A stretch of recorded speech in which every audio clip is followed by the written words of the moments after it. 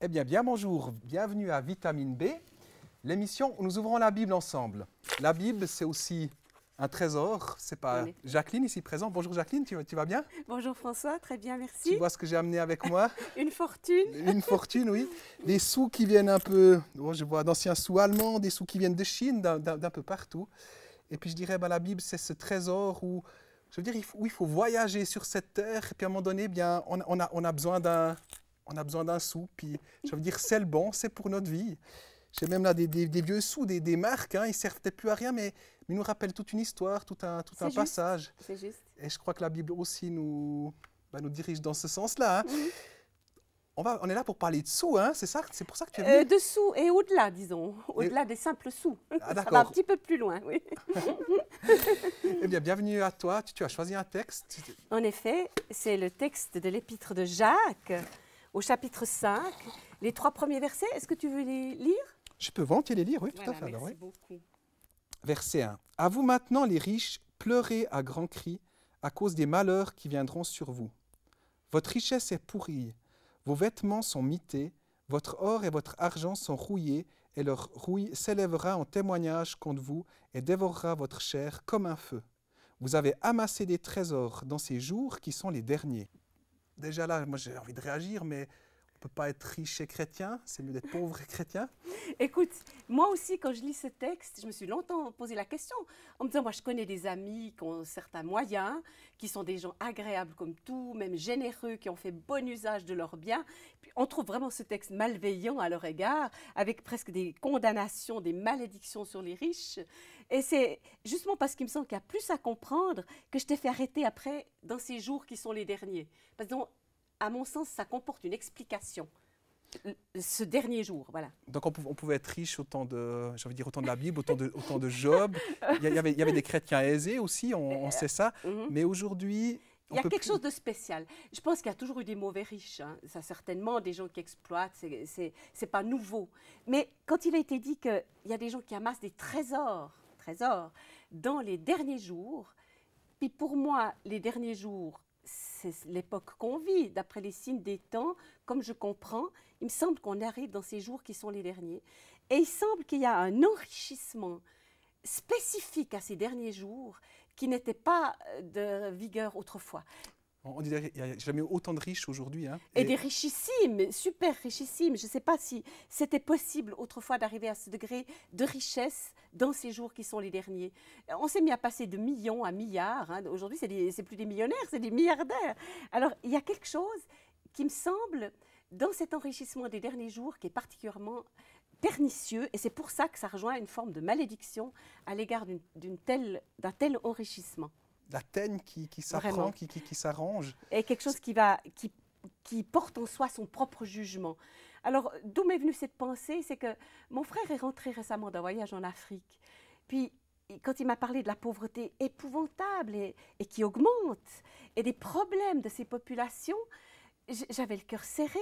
Puis en même temps, il me faisait bien sentir que ça ne vient pas tout seul, toute cette pauvreté. Il y a une exploitation venue de notre côté qui se répercute sur ces gens là-bas. Ton frère, il a été choqué parce que c'était la première fois qu'il allait en Afrique? Ah non, justement, c'est un vieux routard de l'Afrique qui a été pour la première fois il y a 40 ans. Il était missionnaire 20 ans. Et il s'aperçoit que les conditions se dégradent. Comment ça se fait avec toute l'aide qu'on envoie dans les pays sous-développés? Pays en voie de développement. Comment est-ce que ça se fait que ça empire? Moi, seulement ce qui m'a frappée, c'est de me dire, est-ce qu'il y a une responsabilité ici sur ce qui se produit là-bas? D'accord, oui. Alors, j'ai commencé à me poser des questions parce que, pour prendre par un bout, j'ai commencé avec la chute du mur de Berlin. On en a parlé, on a fêté cet anniversaire, 20 ans. Puis nous, comme chrétiens, il nous a semblé que c'était une bonne chose, que le communisme tel qu'il était venu, tel qu'il s'était montré, était comme jugé. Puis il restait le système capitaliste qui paraissait... Les chrétiens ont prié pour ça, hein, mais oui, c'est parti dans les églises. Et souvent on entend, c'est une réponse, enfin une réponse, on a vu ça. C'est un grand miracle. Voilà. On a même entendu dans des journaux chrétiens, on ne pensait pas que ça vienne si rapidement. Non, c'était étonnant. Nous qui avons suivi les choses, c'est vrai, c'était étonnant. Mais n'empêche, un jour, le communisme se trouve jugé, ce qui nous paraissait une bonne chose, et il reste le capitalisme. Puis on se dit, on a gagné, le capitalisme l'a emporté sur le communisme. De quoi se réjouir? Puis voilà qu'au fil du temps, on s'aperçoit que le capitalisme, quand il était privé de cette espèce d'antidote, je ne sais pas comment dire, qu'il a pu se développer en prenant tout son espace, puisqu'il n'y avait plus l'idéologie contraire qu'il freinait, voilà qu'on s'aperçoit que le capitalisme a mal évolué, très mal évolué. Et on en est aujourd'hui à se dire, mais le capitalisme, tel qu'il est devenu, comme on l'appelle aujourd'hui, ultralibéralisme, capitalisme sauvage, bien moi je dirais qu'il n'est pas mieux que le communisme. Pourtant, le communisme est un peu un mur qui empêchait le capitalisme de... Je pense qu'il y a toujours, il faut toujours les contraires. Hein, mais là, quand il n'y a plus de contraires, alors il s'est développé d'une manière terrible. Et c'est vrai qu'à l'époque, on riait des communistes. On disait, ils ont un seul fournisseur pour tous leurs grands magasins, ils ont une seule banque, ils ont une seule assurance. Puis aujourd'hui, avec notre nouvelle manière de vivre le capitalisme, on est presque en train de jouer à un Monopoly monstrueux où on s'aperçoit que de grandes entreprises en avalent d'autres encore plus gigantesques. Puis pour finir, tout le pouvoir vient entre les mains de quelques mastodontes financiers. Et si on continue cette partie, ça reviendra au communisme. C'est une personne qui a tous les hôtels, en fait. Ben voilà, c'est ça. Il n'y aura plus qu'une assurance, il n'y aura plus qu'une banque, il n'y aura plus qu'un seul fournisseur pour nos grands magasins. Donc on s'aperçoit que les extrêmes se rejoignent toujours. Mais non étatique. Pour finir, il y aura quand même une espèce d'oligarchie, peut-être étatique, qui prendra quand même bien les commandes de ce genre de choses. On s'aperçoit que ça a mal tourné. Et pour prendre un langage biblique, on s'est mis à adorer l'idole de Mammon. Alors, qui est Mammon? Dans la Bible, Jésus en parle en disant « Notre cœur, il ne peut pas être à deux places. Ou bien notre cœur, il est tourné vers Dieu, ou bien il est tourné vers les richesses. » Toujours une tentation. Et Mammon, c'est une idole, c'est son nom. Il incarne ce Dieu des richesses. Puis je dirais aujourd'hui, le capitalisme, il est devenu une idolâtrie de Mammon. Une idolâtrie de Mammon. Alors c'est vrai, on dit souvent, quand on connaît la Bible, Mammon, c'est le dieu de l'argent. Ce qui est vrai, c'est le dieu de l'argent. Mais quand même, en hébreu, argent, ça se dit kesef. Or, ce dieu ne s'appelle pas kesef. Par contre, en hébreu toujours, d'où est venue quand même notre Bible, le dieu Mammon tire son nom du mot maman, finance.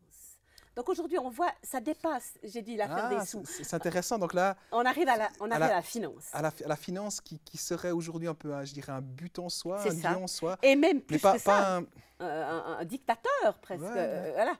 La finance est devenue un truc terrible. Parce que c'est bien les grands financiers qui font des choses extraordinaires aujourd'hui.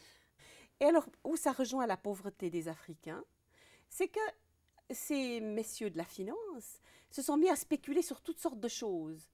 Et puis, peu à peu, pas seulement sur des matières premières comme le pétrole ou l'uranium, ils ont osé maintenant spéculer sur les matières premières que sont les cultures vivrières. Et on arrive à ce scandale.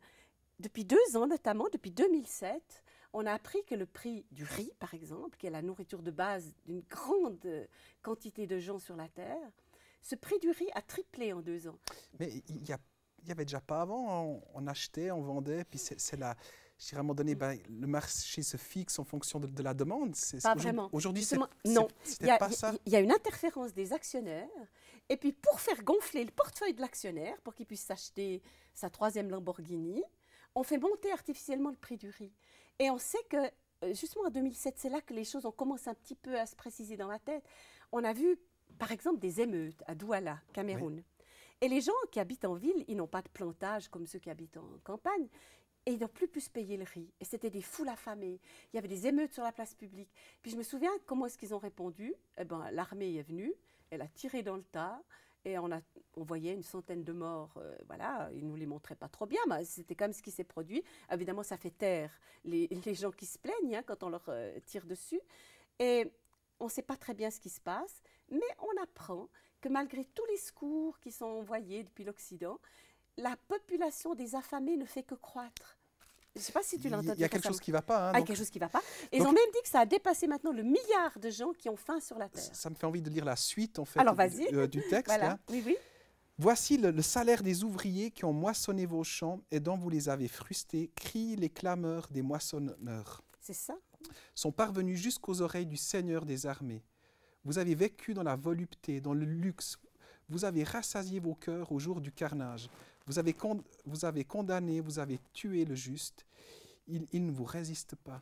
Mais bon, quand on lit ça, on pense peut-être à ces grands financiers qui partent certaines fois par leur magouille ou par leur égoïsme. J'ai envie de dire, ils ont créé du tort à des milliers de personnes, même peut-être apporté des famines, comme tu dis dans certains endroits. Mais je dirais, bon, ça nous concerne peut-être pas vraiment, hein, on est... Il ne faut pas se dédouaner trop vite. Hein, parce que je veux dire, c'est un système aujourd'hui. Ce n'est pas entre quelques mains, c'est un système.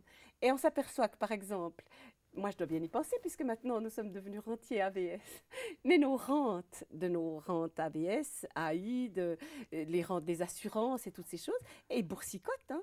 Et alors, on est tous impliqués là dans cette affaire. On ne peut pas dire, moi, je n'ai pas d'action, je ne m'occupe pas de ça, les actions montent et descendent, ça ne me regarde pas. Quelque part, tout notre Occident est responsable. Oui, et même si on ne le voulait pas, il y a quelque chose comme ça. Et puis surtout, ce qui me fait grand souci, c'est qu'il n'y a aucune raison pour que ça s'arrête. Hein. On est mal parti. Je sais que beaucoup de gens ont pensé que ce capitalisme sauvage, il était le fait de George Bush et de son équipe de républicains. Mais en réalité, les grandes banques new-yorkaises, par lesquelles est venue la grande crise qui nous a frappés, parce tu connais cette histoire des subprimes, oui. Eh bien, ces grandes banques new-yorkaises ont toujours été en main démocrate. D'ailleurs, elles ont beaucoup contribué à l'élection du président Obama. Et s'il les a sauvées avec l'argent du contribuable, on est bien d'accord, eh bien, s'il a sauvé ces grandes banques, c'est qu'il leur a fait un renvoi d'ascenseur. C'est compliqué, hein, tout ça. Oui, alors je ne veux pas aller trop loin. Non, mais dans le sens de dire... On sent quand même dans ce que tu dis que tout est un peu lié, les extrêmes pour finir se retouchent. Et j'ai bon, une condamnation que nous donne la Bible quand même. Absolument. Par rapport à tout ça. Et quelle est l'espérance pour nous quand même qui peut-être étant pas riches, mais ne voulant pas, contribuons à ça. Est-ce qu'on doit sortir de ça? Quelle est l'espérance? Quel est le plan de Dieu, le salut de Dieu pour nous? Mais courtement, parce que nous arrivons à la fin de notre émission. Alors, il y a un salut de Dieu, heureusement. Parce que sinon, il n'y aurait pas d'espoir, puisque tout est encore entre les mêmes mains qu'avant. C'est ça que j'ai voulu dire tout à l'heure. Je ne voulais pas donner un cours sur la politique américaine. Mais tout est entre les mêmes mains, ce sont les mêmes gens. Donc là, il n'y a pas d'espoir. La prochaine crise, elle est même programmée. Par contre, vu que nous, avec notre Occident chrétien, l'héritage judéo-chrétien, qu'on aurait dû avoir une civilisation magnifique et qu'on n'en a pas fait bon usage, on a laissé Mammon corrompre tout, y compris les matchs de football pour les adeptes du sport, c'est triste, tout est corrompu par Mammon. Eh bien, l'espoir, c'est que Dieu a un salut pour tous, mais y compris pour les méchants de chez méchants, y compris pour les gens qui ont de mauvaises religions, pour ceux qui aiment les idéologies. Il y a un salut de Dieu. Si on s'accroche à Dieu, il peut nous sortir même de quelque chose d'aussi violent. J'ai envie de répondre Amen, Jacqueline. Je te remercie d'avoir participé à cette émission. Le salut est pour tous. J'ai encore ici un petit trésor. Tu sais, en fait, ces 2 boîtes appartiennent à mon fils. Oui. Alors, dans un, il y a des sous là qui viennent de partout, que son oncle lui a donné. Oui. Et dans l'autre, il est plus petit. En fait, c'est ses bonbons. Oh, alors ça, c'est quelque chose qu'il aime beaucoup. Et la Bible nous dit, là où est ton trésor, là aussi sera ton cœur. Mon fils aime mieux les bonbons que l'argent. Et c'est de se dire, mais laissons ça aussi à nos spectateurs, de dire, mais où sont nos priorités? Où est notre trésor? Où est notre mandat dans cette vie?